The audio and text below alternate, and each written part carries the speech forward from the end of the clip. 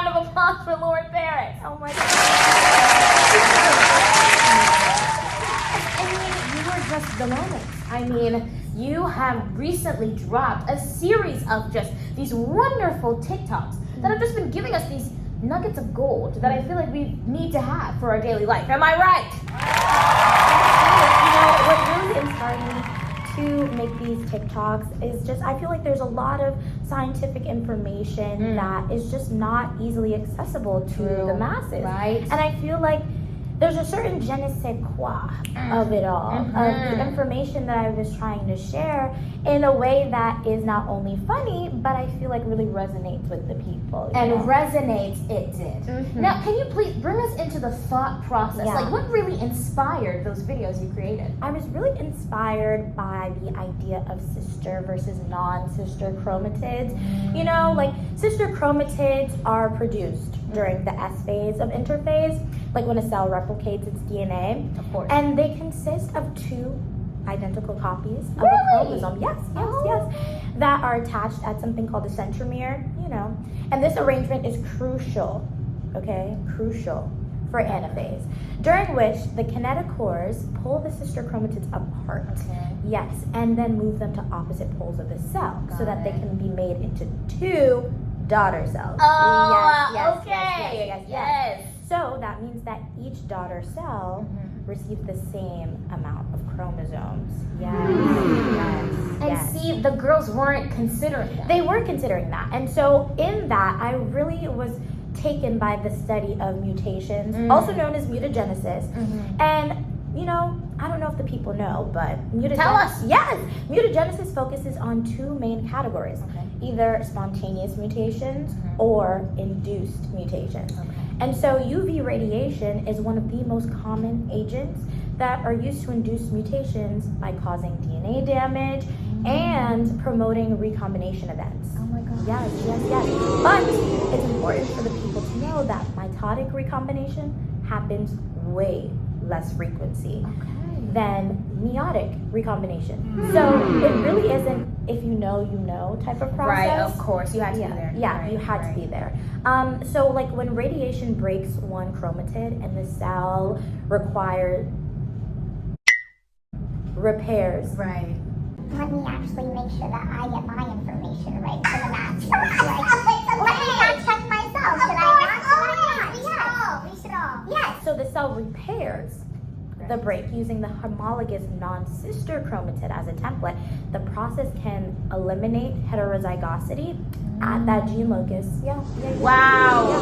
Let's all take a moment for that. For that. Wow. Thank you. And the next one, please. Well, to end off there, right. The loss of heterozygosity may then unmask and express as otherwise hidden homozygous mutations. So that's why I really felt like it was important, right, to really people. Get into for the now the next one, please. Yes, the next one that was so fun to make. It was so fun, so silly, and you know it really stemmed from the formation of Punnett squares. I was really inspired by the shape of them all. Right. Yeah. The squarular. The squares of it. Yes. So, because Punnett squares themselves provide a visual that is used for, you know, predicting genetic outcomes of a cross, I really wanted to capture that with like my own bodily image. To physicalize really bring that to life. Physicalize the visual. Exactly. So showing how different like alleles from each parent can combine in their offspring, you know. And so they're especially useful for illustrating like ideal Mendelian inheritance patterns.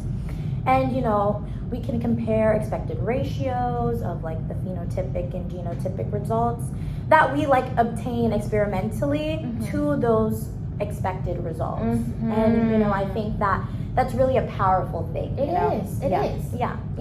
And so to create a Punnett square, right, we draw a grid. And so that is what I was really trying to get at. Replicate with the arms of it all. And so you place one parent's alleles like at the top, and then the other parent's alleles you do like at the side, and then you just like fill it. Right, you got one in all of that. Yes. Really seeing the vision. And then you combine until you don't have any more gametes to combine. And then you have your filled out prediction. Your prediction, yes. Your predictions. Your predictions, yes. Five! Can we take a moment for that? Yes. Let's all predict more mindfully now that we know how it goes. Yes, that was really my goal. Right. With just like letting the people know that you can do this too, you know? Right. Yeah. And now these linear fragments. This was my favorite one. Oh my personally. days. Yeah.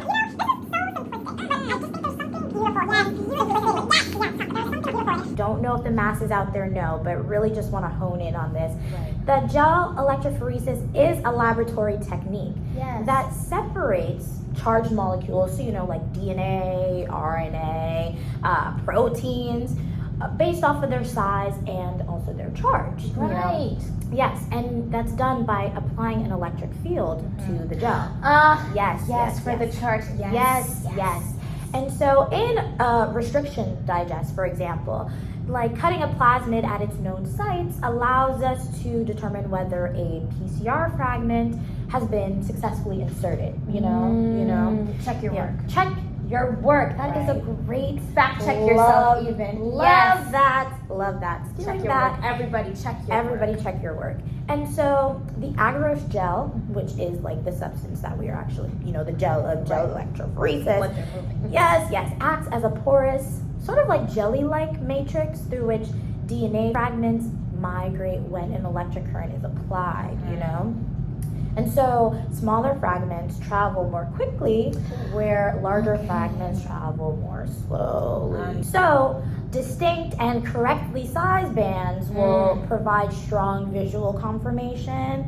Yeah, and that the plasmid that we initially recreated contains the insert and that the insert is the expected size. Okay. Yeah. Because if it's the wrong size, you can tell because it's in size 4. Exactly. And it's so like kilobases at the side, so you'll know, if you know your insert is 1.5 kilobases, but you're getting a band that's 4, something's afoot. 2 plus 2 is not equal to 4, 5 plus 5 is not equal to 10, the math is off. Right. How needed is this? Right? Am I right? Yes. And this is wonderful way to bring us into the world of science. London, Paris, everyone. Thank That's you. all.